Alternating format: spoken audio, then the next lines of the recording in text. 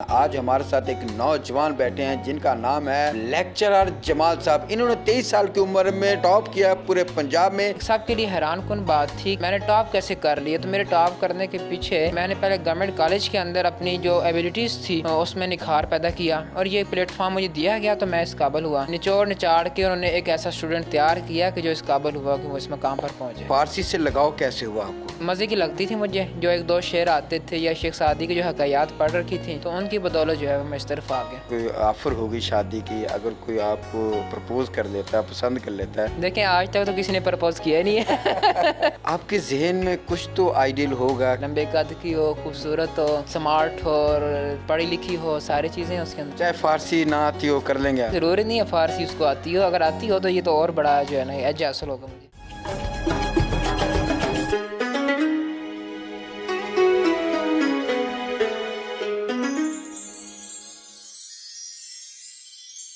अस्सलाम वालेकुम, आप देख रहे हैं शान पाकिस्तान और मैं हूं आपका देसी एंकर जाहिद खान। आज हमारे साथ एक नौजवान बैठे हैं जिनका नाम है जमाल साहब, लेक्चरर जमाल साहब। इन्होंने 23 साल की उम्र में टॉप किया पूरे पंजाब में। ज़िला चकवाल से इनका ताल्लुक़ है और इन्होंने पूरी दुनिया में मनवाया है कि पाकिस्तान के नौजवान किसी से कम नहीं। 23 साल की उम्र में पूरे पंजाब में टॉप करके ज़िला चकवाल का इन्होंने पूरे पाकिस्तान में और पूरी दुनिया में नाम रोशन किया। इनसे पूछते हैं कि इन्होंने इतनी छोटी उम्र में टॉप भी किया और इन्होंने बहुत कुछ किया जिनका शायद मैं आपको बता ना सकूं क्योंकि मैं देसी एंकर हूं और ये मेरे साथ जमाल साहब बैठे। इन्हीं से पूछते हैं कि इनकी ज़िंदगी की दास्तान क्या है और इन्होंने क्या क्या किया। अस्सलाम वालेकुम।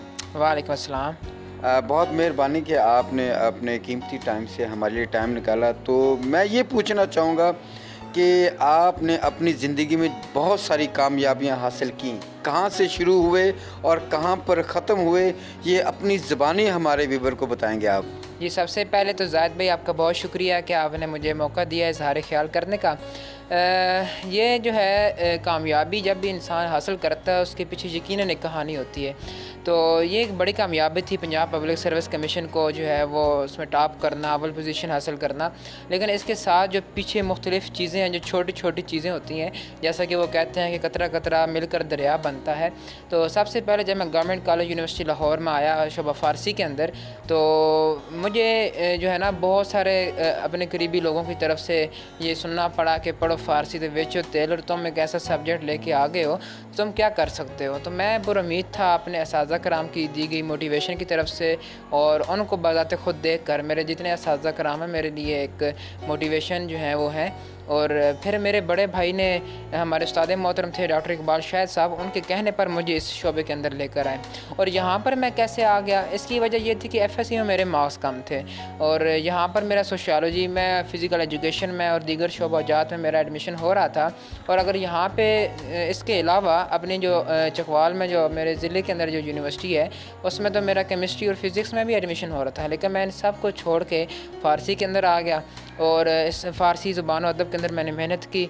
और इसके साथ साथ जो को करिकुलर एक्टिविटीज़ थी, लाइक वाइज अब ये मेरा चूँकि सब्जेक्ट अदब है तो अदब के से रिलेटेड जो है वो मजलिस इकबाल है, मजलिस सूफ़ी तबस्सुम है, बज़्म नज़ीर है। इसमें मैंने जो है वो काम किया, मुख्तलिफ़ सेमिनार्स, कॉन्फ्रेंसेस और हफ्तावार इजलास वगैरह करवाते रहे। और मजलिस इकबाल में बतौर जनरल सेक्रेटरी रहा और सूफ़ी तबस्सुम का मैं सदर रहा 2020-21 में, और बज़्म नज़ीर का भी सदर रहा। और इसके अलावा एक बड़ा मारूफ़ मुजल्ला है पतरस, उसका 100 साला एडिशन जो है उसमें वो निकाला। बड़े भाई थे, साथ स्टूडेंट हैं केमिस्ट्री के, ज़ाहिर महमूद, उनके साथ वो एडिटर थे और मैं एडिटर इन चीफ़ था। इसके अलावा रावी और पतरस इसमें गज़ट में भी काम किया। तो ये साथ साथ जो दीगर को करिकुलर एक्टिविटीज़ थी ये भी मेरी कामयाबी की जो है वो वजह बनी है। यहाँ से ऑनर्स करने के बाद मैं ओरिएंटल कॉलेज पंजाब यूनिवर्सिटी में चला गया MPhil के लिए। वहाँ पर असातिज़ा ने जो है वो दिन रात उन्होंने भी मेहनत करवाई, बहुत ज़्यादा मेहनत करवाई। तो उसके सबब जो है फिर मैं इस काबिल हुआ कि, और ये एक सब के लिए हैरान कुन बात थी कि मैंने टॉप कैसे कर लिया। तो मेरे टॉप करने के पीछे ये कितनी बड़ी जो है ना वो आप समझ लें कि राज की बात है कि मैंने पहले गवर्नमेंट कॉलेज के अंदर अपनी जो एबिलिटीज़ थी उसमें निखार पैदा किया और ये प्लेटफॉर्म मुझे दिया गया तो मैं इस काबिल हुआ। फिर उसके बाद ओरिएंटल कॉलेज के जो असातिज़ा थे उन्होंने भी अपना जो है वो उन्होंने मेहनत की। तो सारा कुछ जो था ना, आप कह लें कि जो लुब लबाब है इस पूरी कहानी का, कि निचोड़ निचाड़ के उन्होंने एक ऐसा स्टूडेंट तैयार किया कि जो इस काबिल हुआ कि वो इस मकाम पर पहुँचे। बहुत खुशी की बात है, पूरी दुनिया में पाकिस्तान का आपने नाम रोशन किया, सबसे कम उम्र आप टॉपर हैं, हमें भी खुशी होती है। अच्छा, ये फ़ारसी की तरफ आना कोई बचपन से शौक़ था या आप इकबाल साहब को सुनते थे, या फ़ारसी से लगाव कैसे हुआ आपको? अल्लामा इकबाल की जो पोइट्री है ना, उसमें आप समझ लें कि वो 60 से 70% है ही वो फ़ारसी के अंदर है। अगर अशार की तादाद गिनी जाए तो 9000 शेर उनके फ़ारसी के हैं और 6000 उर्दू के हैं। जो बात आपने की ना कि मुझे ये शौक़ कहाँ से है, तो आगाज़ मैं बिल्कुल बचपन में मुझे फ़ारसी से कोई नहीं था इतना ख़ास। अलबत्ता नाना अबू ने एक किताब जो है शेख सादी रहमतुल्लाह अलैह की दी थी बड़े भाई को, वो मेरी नज़र से भी गुज़री। उसके अलावा अब्बा जी हमारे जो हैं वो ख़तात हैं, ज़िला चकवाल के माने जाने जो हैं वो ख़तात हैं, तो उन्होंने एक रजिस्टर लेकर दिया हुआ था खुशख़ती के लिए, वो दुरुस्त करने के लिए। उस रजिस्टर के शुरू पे जो है ना टाइटल पेज पे लिखा हुआ था कि गर तुम्हें ख्वाही के बाशी खुश नवीज़ मी नवीस हो मी नवीस हो मी नवीस, कि अगर तुम चाहते हो कि अपनी हैंड राइटिंग जो है वो अच्छी कर सको तो बार बार जो है वो लिखते रहो। तो वो शेर जब मैंने वो पढ़ा तो मैं नाना अबू से मैंने वो शेर पूछा, अब्बा जी से पूछा, तो उसका तर्जमा, मेरे दादा अबू को भी फ़ारसी आती थी और नाना अबू को भी आती थी, तो ये ज़ौक़ उधर से भी था। अच्छा, उसके अलावा आगे जब इंटरमीडिएट में आया तो मेरा उर्दू में जो है वो दिलचस्पी ज़्यादा बढ़ गई थी और साइंसेस के साथ कम होती गई। तो आगे जब ऑनर्स की बारी आई तो मेरा उर्दू की बजाय मैंने फ़ारसी को जो है वो ज़्यादा अच्छा जो है वो मैंने समझा कि ये एक लिटरेचर था, एक नया एडवेंचर था और मज़े की लगती थी मुझे। जो एक दो शेर आते थे या शेख सादी की जो हकायात पढ़ रखी थी तो उनकी बदौलत जो है वो मैं इस तरफ आ गया। अगली लाइफ के बारे में भी आपने सोचा है कि शादी के बारे में आप सोच रहे हैं, या अभी आपके ज़हन में नहीं कोई ऐसी बात? जी, शादी जो है ये भी सुन्नत रसूल भी है और बहुत सारे हवालों से आम चीज़ है, लेकिन फ़िलहाल अभी मेरी बहुत सारी जो है वो मंजिलें तय करना बाकी हैं। अगले चंद साल जो है उनके लिए तगदो करता रहूँगा, अभी तो बहुत कुछ करना है। अगर इसी दौरान अगर कोई ऑफ़र होगी शादी की, अगर कोई आपको प्रपोज़ कर लेता है, पसंद कर लेता है, तो आप क्या कहेंगे? आप कहेंगे कि नहीं भी अभी मेरा कोई ऐसा प्रोग्राम नहीं है, या कबूल कर लेंगे? देखें, आज तक तो किसी ने प्रपोज़ किया ही नहीं है। हो सकता है कि शान पाकिस्तान की तरफ कोई देख कर आपको प्रपोज़ कर दे, तो क्या करेंगे?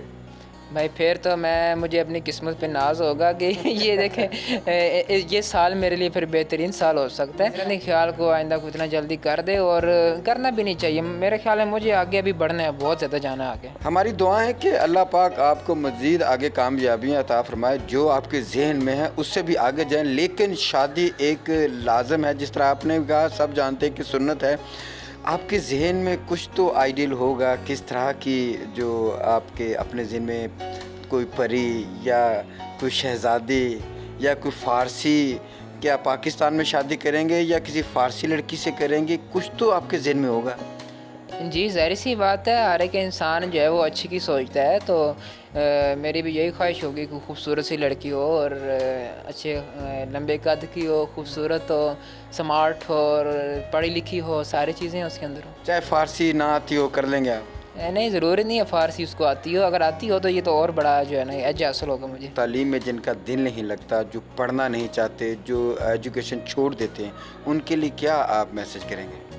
और नौजवान ख़ासकर तबका जो यूनिवर्सिटियों के अंदर है, जो कॉलेजेस के अंदर है, मैं उनको कहता हूँ, बड़े वसूख से कहता हूँ कि आप अपने सही वक्त का क्यों नहीं इंतज़ार करते और उस वक्त तक आप मेहनत क्यों नहीं करते।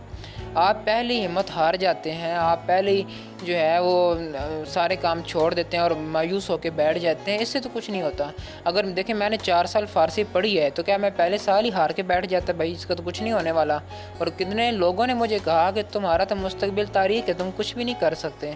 और ये फ़ारसी अदब, ये मैं बात लाजमी ऐड करूँगा, ये कोई आम सब्जेक्ट नहीं है, एक इतना बड़ा लिटरेचर है कि यकीन जानिए ये इंसान को इंसान का अमल भी बना सकता, अगर बंदा सही तरीके से उस पर अमल भी करे तो। सही बात है कि बच्चों को माहौल दें, तालीम का माहौल दें, ताकि जिस तरह का माहौल होगा बच्चों पर उसी तरह का असर होगा। आपसे मैं एक दरख्वास्त करूंगा कि फ़ारसी के एक शेर में ऐसा पैगाम जो पूरी कौम के लिए हो, पूरी आवाम के लिए हो, फ़ारसी के एक शेर में हमें पैगाम दें। बिल्कुल, मैं ये पैगाम जो है ना वो पढ़े लिखे लोगों के लिए दे रहा हूँ, क्योंकि ये उनके लिए ज़्यादा ज़रूरी है।